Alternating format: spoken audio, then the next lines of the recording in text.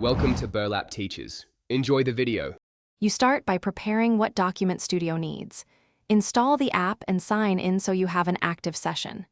Next, connect a data source such as Google Sheets or a CSV file.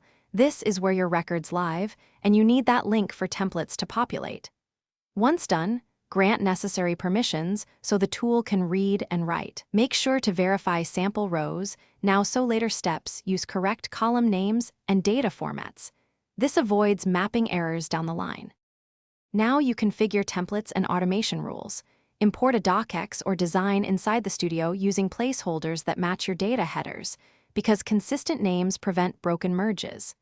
Then map fields to those columns and add conditional logic for variations. This lets you produce invoices, certificates, or letters automatically. After that, choose output format and a naming convention so files are organized. Finally, route outputs to a destination like Drive or email, and schedule. To finish, run a controlled test using a small sample so you can confirm merges and layouts. This reduces mass mistakes. Once satisfied, execute the full job and monitor real-time logs for errors.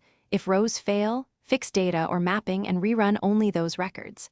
After completion, export or move final files to your archive, set scheduled runs for recurring needs, and enable backups. If something goes wrong, check column names and permissions first. Those are the most common culprits. Thanks for watching. Consider subscribing if this video helped you.